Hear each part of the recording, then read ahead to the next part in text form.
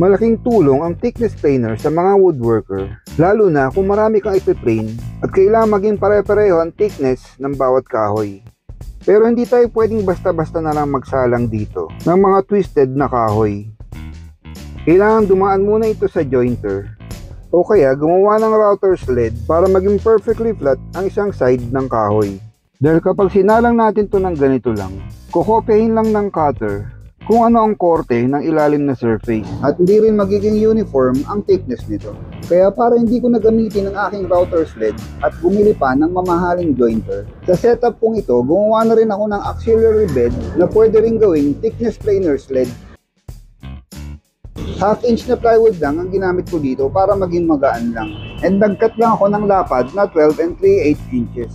Torsion box ang ginawa ko para sa sled, para maging matibay at to keep that flat surface for being flat. But nag-cut lang ako ng 2 inches width para sa mga stretcher ng torsion box.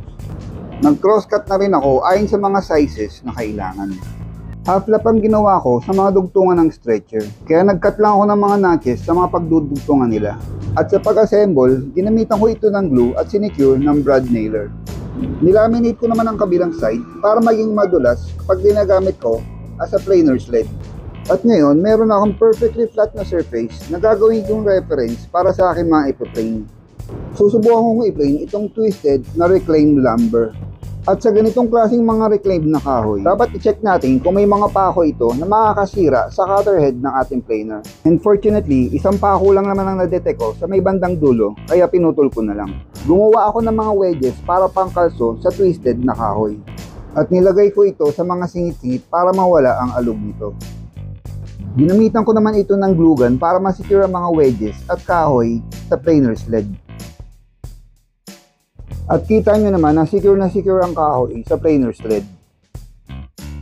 At paunti-unti, papadaanin ko na ito sa planer hanggang maging pantay ang buong ibabaw nito. At ngayon perfectly flat na siya, tatanggalin ko na ang mga kalso nito.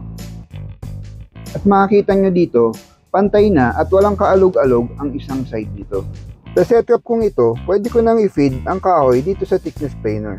Pero 2-in-1 nga itong planer sled ko, na pwede ko rin gamiting auxiliary bed para mas mahaba ang in-feed at out-feed support. At may stop nga ito dito sa ilalim para hindi sumama pag nag-plane na ako ng mga projects. Pero syempre, hindi na ako pwede magbase sa mga measurements na ito kapag nakalagay ang auxiliary bed. Ngayon, pwede ko na i-feed ito ng mga ilang passes hanggang sa ma-play ng ibabaw at maging pantay na ang thickness nito. So as you can see, nawala na ang alog, flat na at pareho makinis both faces ng kahoy. At syempre, uniform na ang thickness nito from end to end. So I think that was it. Thanks for watching, keep safe, and see you on the next one.